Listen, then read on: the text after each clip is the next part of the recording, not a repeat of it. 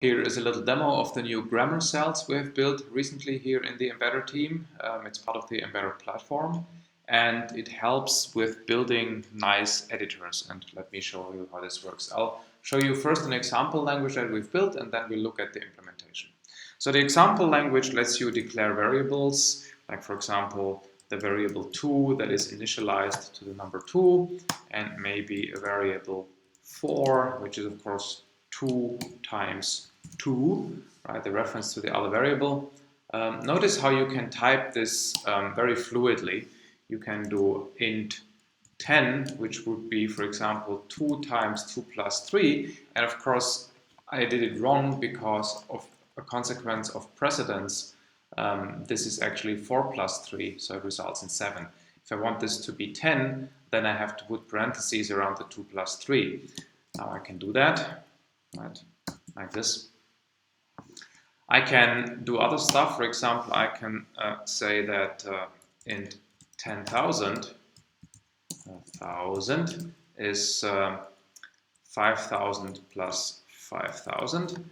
Now, that's a bad example. Let me make this 5,020. Now let's say I didn't want to make this 10,000, but 5,070. So I have to put a plus between, the 50 and the 20 here, and I can actually do this. I can just type the plus inside a number literal, and it changes it to insert the plus. There is also the delete action, so I can go here and delete the whole variable. I can go here and delete the operators or the expressions linearly. I can do things like when I go back to something, which would be 10 plus 20, I can, for example, make this type a const, right? I can just type const through a right transformation. I can delete the const again. I can make the variable public by using a left transformation of the variable. I can even start entering this thing by the public flag, with the public flag. And so, as you can see, this is all very convenient. It's very nicely editable. And if you know anything about MPS, then you know that building editors that support such nice editing flow is quite tedious, because you have to write what they call left and right transformations, substitutions, wrappers, and other more or less advanced editor behavior code in the actions aspect. And what we have done as part of the grammar cells is to define new editor cells from which these actions can automatically be derived. So let's take a look at some of these cells to give you an understanding how this works. Let's start with number literals, which are the things that can be split with operators. And I can look at the definition, jumping to the editor, and you can see that this is defined as a splittable value. The value is, of course, the actual string that contains the value of the number literal, and splittable is one of these new cells, which, if we look at the inspector, I have to move things around a little bit. 1 second. How do we do this? I guess we do it like this. Then you can see that in this, I should have prepared this better.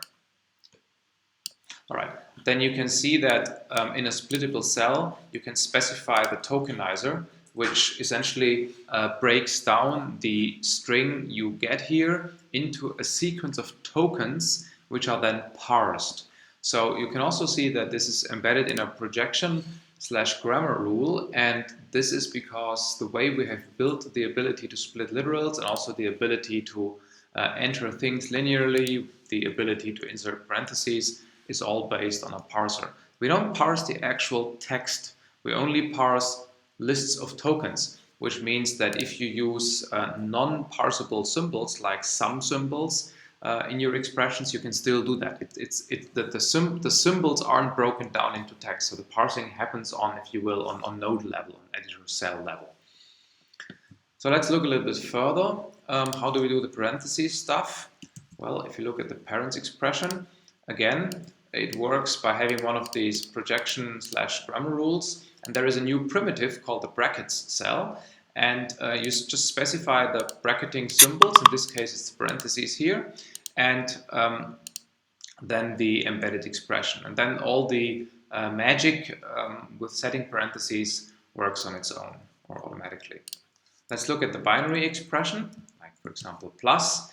Plus is something that it extends binary expression. Binary expression itself has the left and right argument as usual, and it has the editor. It's a little bit more sophisticated. It has again one of these grammar rules, and it's structured as you would expect. It is a list where on the left side you have the left argument, then a grammar constant, which in this case is the concept alias, meaning the plus or the multiplication symbol, and then the right. We use wrapper cells to be able to enter the, well, instead of when a binary expression is expected, you can enter the left or right argument, and marking the grammar constant as substitutable means that you can go here and replace the multiplication with an alias of something else, and then the operator is exchanged. Let's look at how we deal with these optionally enterable, that's the word, flags. That is done through flag cells. If you look at the editor of the variable definition, then you can see that the flag const is a new primitive cell called flag, and flags mean that you enter a certain text, and if it is entered, it sets the Boolean flag to true, and you have delete and entering actions. You have them either on the right side of stuff or on the left side of stuff. These results in left and right transformations. If you have the flag as the leading element in the syntax, then as I showed, you can start typing that. The type is marked as a wrapper, meaning you can enter the type again as the leading node. And finally, I think the last thing to show is that if you have parts that are optional, then you can mark them as optional. The optional cell by default takes the first constant in the list on the right side of the optional and makes this thing the symbol or the character that triggers the transformation. You can change that by putting a special transformation text here. And so all this behavior that I've shown you, it's probably the most nicely behaving expression language ever built in MPS. All of this has been done without a single action that has been manually written.